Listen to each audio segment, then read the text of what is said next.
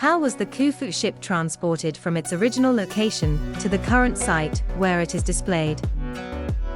After being put on display in a special museum on Giza Plateau, the 4,600-year-old boat that belonged to King Khufu is to be transported to the Grand Egyptian Museum.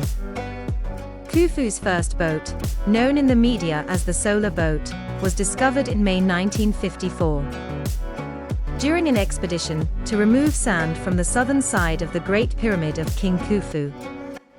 After its restoration and reconstruction, the boat was then put on display in a museum bearing its name on Giza Plateau.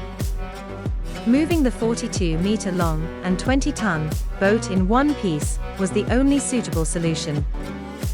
Like the transportation of the Ramses II colossus from Ramses Square to the Grand Egyptian Museum.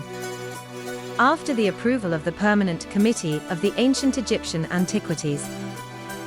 In accordance with the Antiquities Protection Law, the decision to transport the boat was taken. After almost a year of preparations and studies, Khufu's first boat transported to its new building, at the Grand Egyptian Museum. In preparation for the transfer, the work team at the GEM and the Supreme Council of Antiquities conducted 3 simulations during the past several months, using the smart, remote-controlled vehicle specially transported from Belgium. To test the vehicle's performance moving of the boat, in order to ensure its safe arrival, which have proved successful.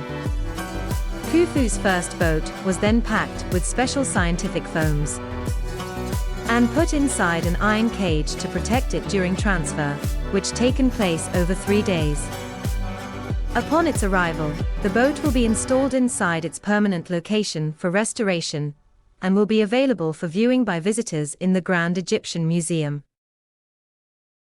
Subscribe to our channel and follow us for regular updates and exclusive content.